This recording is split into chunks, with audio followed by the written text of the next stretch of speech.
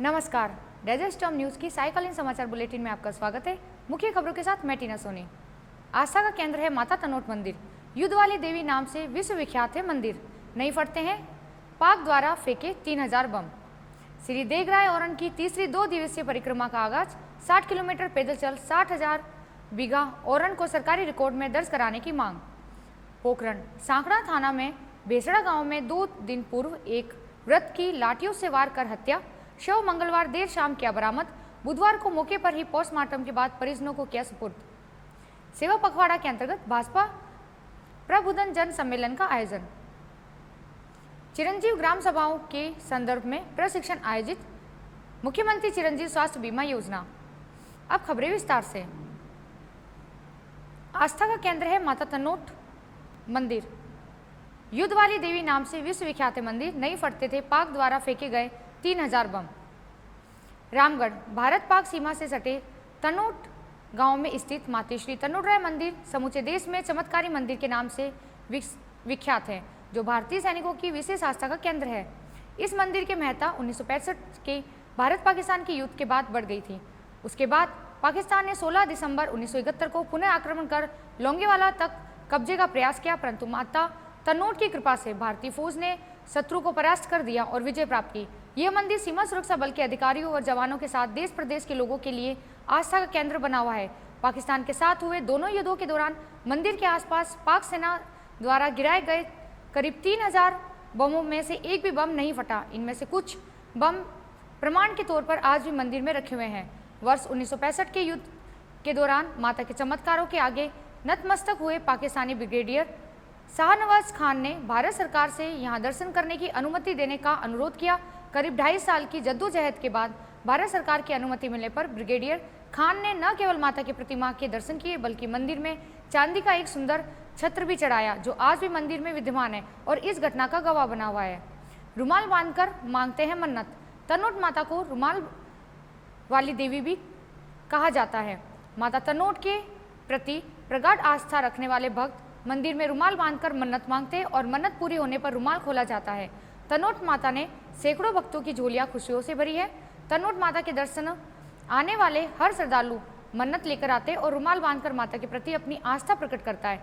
सच्चे मन से मांगी जाने वाली मन्नत को माता श्री तनोटराय आवश्यक पूरी करती है। माता तनोटराय के प्रति आस्था का प्रमाण है कि रुमाल वाली देवी के मंदिर में लाखों की संख्या में रुमाल बंधे हुए, जिनसे भक्तों की आस्था जुड़ी हुई है।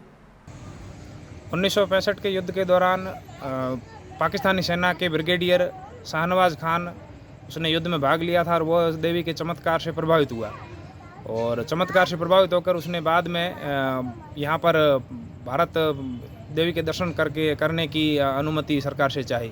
उसको अनुमति मिली और फिर वो यहाँ पर आया और उसने यहाँ पर देवी की श्रद्धान्वित होकर देवी को चांदी का छत्र चढ़ाया, जो आज भी विद्यमान है।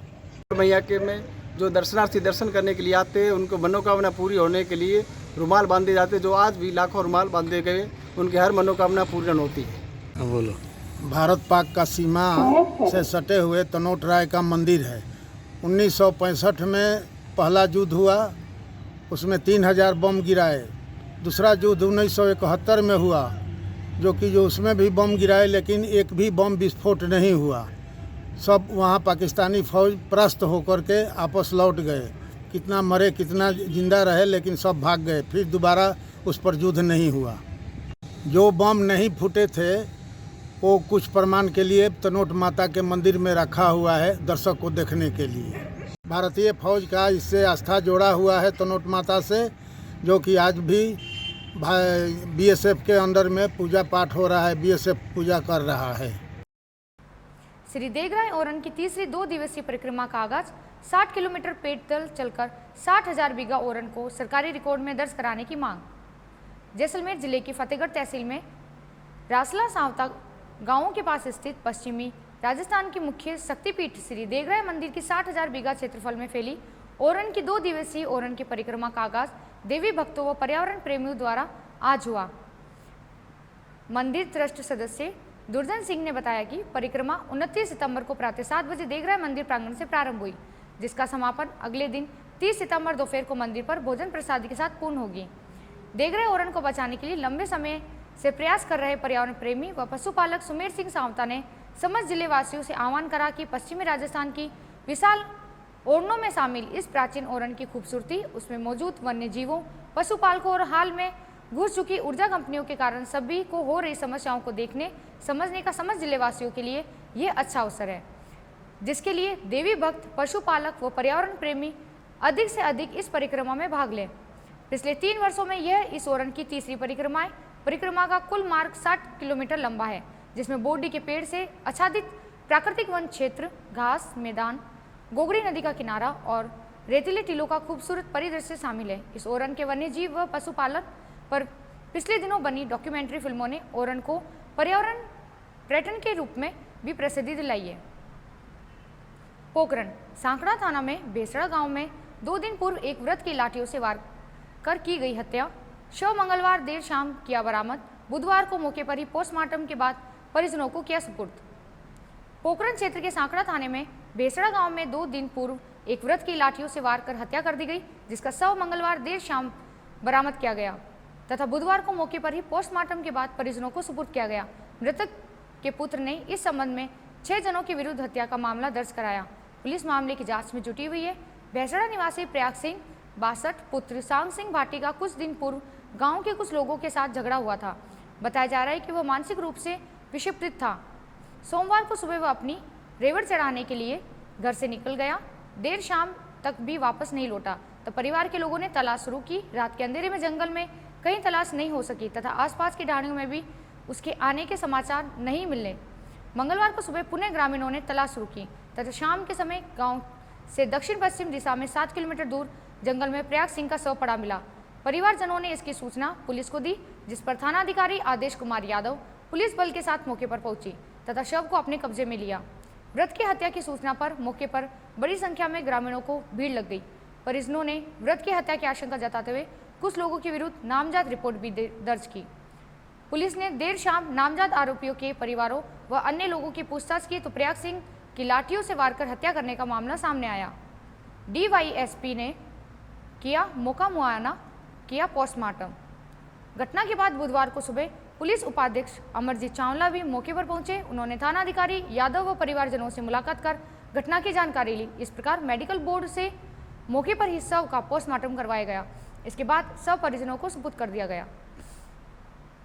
सेवा पखवाड़ा के अंतर्गत भाजपा प्रबुद्धन जन सम्मेलन का आयोजन। भारतीय जनता पार्टी के सेवा पखवाड़ा के तहत गुरुवार 29 सितंबर को सायं 5 बजे जिला अध्यक्ष चंद्र प्रकाश शारदा की अध्यक्षता में स्थानीय माहेश्वरी सेवा सदन कलाकार कॉलोनी में प्रबुद्ध जन सम्मेलन का आयोजन किया गया। कार्यक्रम के मुख्य वक्ता युवा मोर्चा के सदस्य व जिला उपाध्यक्ष युवा नेता आईदान सिंह भाटी रहे। देश के प्रधानमंत्री नरेंद्र मोदी के राजनीतिक जीवन के 20 वर्षों की यात्रा पर प्रकाश डाला गया एवं प्रधानमंत्री के रूप में 8 वर्षों में किए गए ऐतिहासिक उपलब्धियों पर फोकस रहा।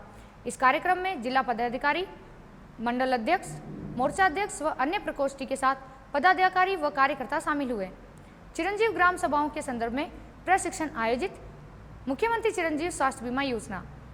गांधी जयंती 2 अक्टूबर 2022 को प्रत्येक ग्राम पंचायत स्तर पर चिरंजीव ग्राम सभाओं के रूप में आयोजित किया जाएगा। मुख्यमंत्री चिरंजीव स्वास्थ्य बीमा योजना के व्यापक प्रचार प्रसार हेतु मोहनगढ़ ब्लॉक का प्रशिक्षण कार्यक्रम सामुदायिक स्वास्थ्य केंद्र नाचना में गुरुवार को खंड मुख्य चिकित्सा अधिकारी डॉक्टर नारायण राठौड़ की अध्यक्षता में आयोजित किया गया। ये थे अब तक के मुख्य समाचार। जुड़े रहिए डेजर्ट न्यूज से। नमस्कार।